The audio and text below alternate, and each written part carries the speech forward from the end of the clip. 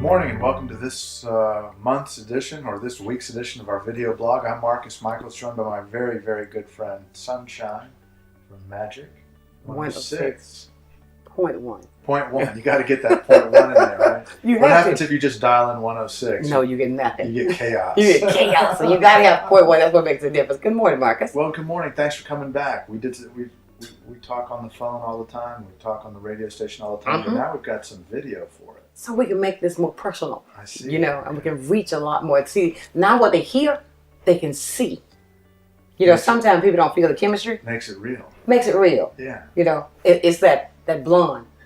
So we were just talking about, before we turned on the camera, we were just talking about you got big plans for the book bag giveaway, back to school celebration. Yes. This will be what, the 5th? Oh, 50th? more than that. Who knows how many times. How many times have we done this? It's been so long. It is so much fun to watch those kids. It I is. get a kick out of watching them get their haircuts and get ready for school. Absolutely. My daughters always enjoy going down there and playing around too. Your daughters were about to cut your hair last year. Yeah, they had me in the chair. That was beautiful. Yeah. But we're planning to make it even larger this time. We want to take it outside. So we're in the process of working on making the location even bigger.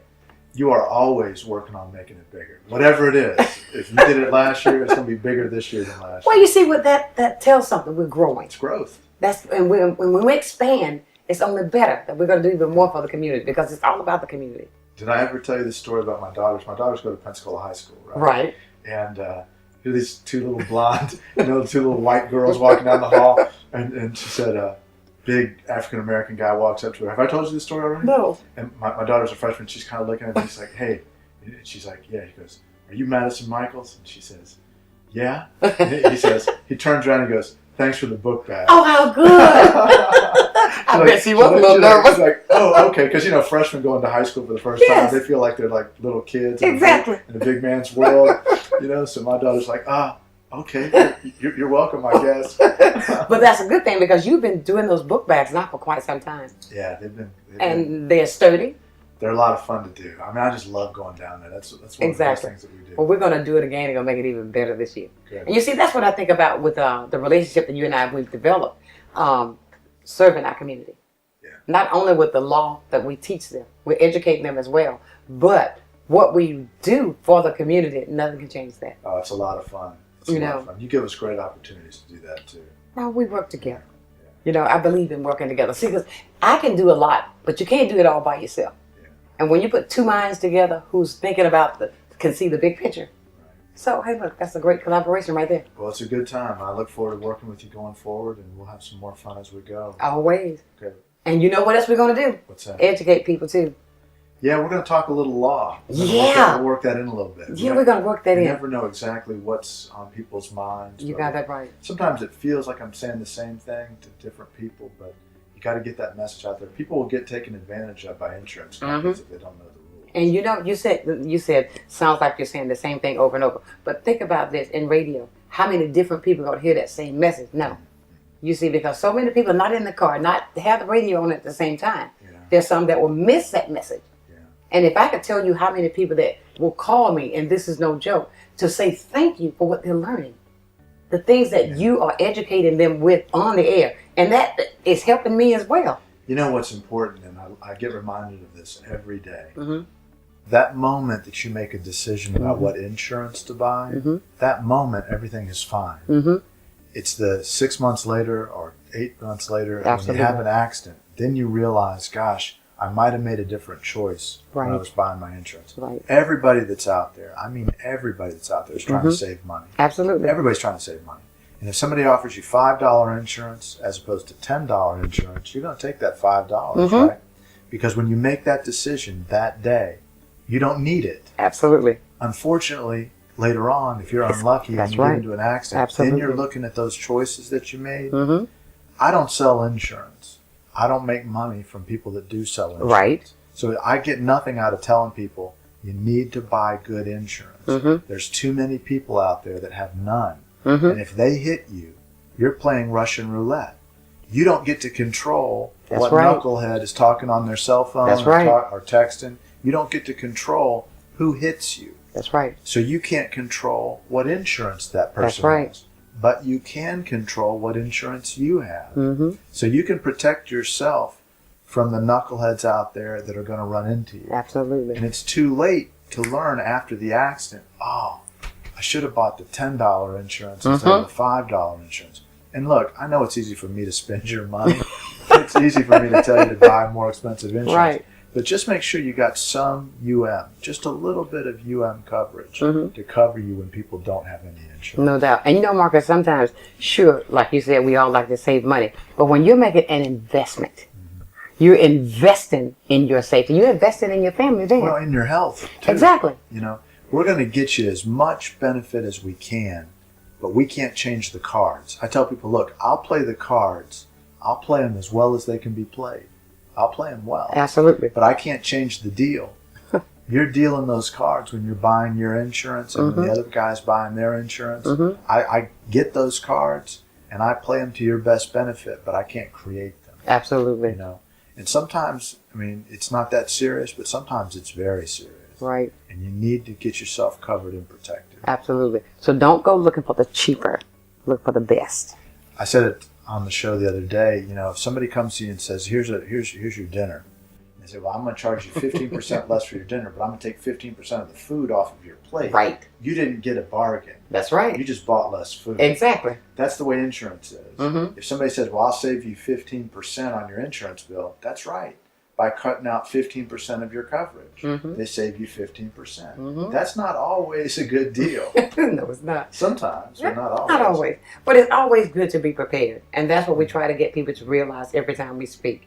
Is the fact that you need to have coverage in what you're doing. And if you do get an accident and you do not know what to do, then that's the time when they need to call you. So you do have the coverage, but now here's somebody that can help you with it to take it to the fullest length to get what they need. Well, let's take it all the way back. And if you don't have a chance to get prepared and bad things happen, like tornadoes, there'll be people like Sunshine here to take care of you.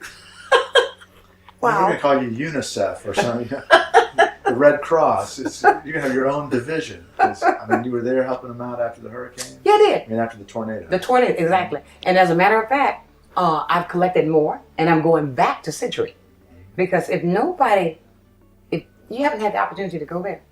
Oh, I've been there. Okay. And when I went there, my God, I was blown away. I did not expect to see what I saw. Yeah, it is real. It's really real. Yeah. And so, yeah, I do. It's just that when I see a person that's in need, I will give till I can't give anymore because I feel that pain. You understand what I'm saying? Sure. And if I can't lend a hand to help, it may not be everything you need, but I have something that I can apply to something that you need. A little bit helps. And it gives me joy.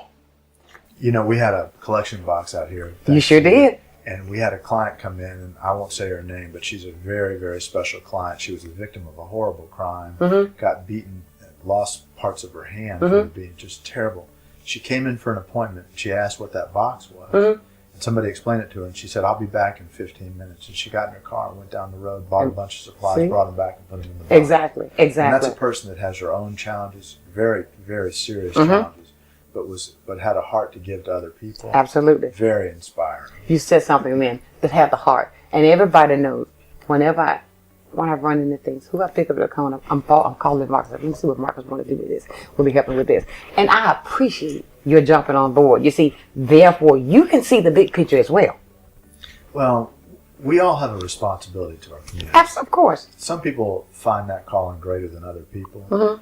We're a very fortunate business. We've been here a while. Absolutely. We do what we do pretty well. And if we don't give back to that community, we're missing the whole point. Exactly. Just missing the whole point. Exactly. And that's one of my cliches, How do we reach our community? By serving. And that's what we do. And you see, that's another thing that you and I have accomplished over the years. A great relationship of working together to help others. Not only with the insurance, in the times we're going out there with the book bags. When we're standing up, you're serving dressing. I got promoted to dressing this year. I just want everybody to know that I've been stuck for years in the cranberry sauce, but I got trusted with dressing. I was in the main line this year, so that's right. I'm moving up. Exactly.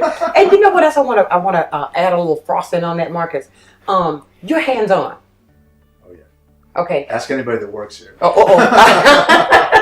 But see, you're hands-on. And when I say that, Marcus Michaels will get out there and put an apron on. And make that apron look good. And make that apron look good, cut up. and I mean, you jumped in. I want to share this. Last year, we ran into a problem. Yeah, yeah.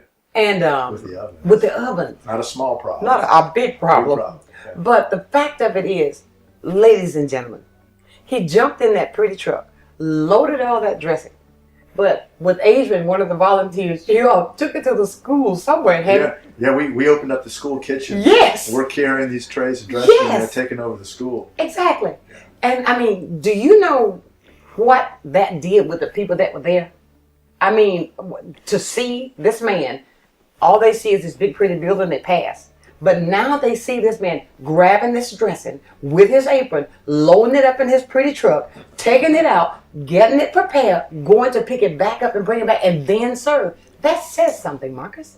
Hey, we had to get it done. And we got it done. But I say that to say, when a person can roll up their sleeves and not just dictate, roll up your sleeves, load up the truck, and that dressing was raw supposed to spilled in that truck. I mean, but my truck smelled like dressing yeah. for weeks after that. But I say that to say that's the kind of man that we have. This is a man who that. I mean, you got that. You know what it takes. You know what my father used to say? What's that? Nobody needs another chief.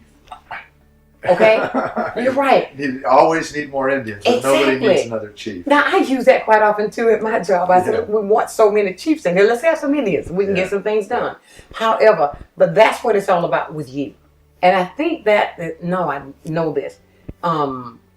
What we have developed has grown that way. And I love the fact, and I feel comfortable enough because you're not just that chief, although I know you have that chief in you. You understand what I'm saying? But I can reach out there, you're there, and you stand there, you pass out the bags. You do whatever we're doing.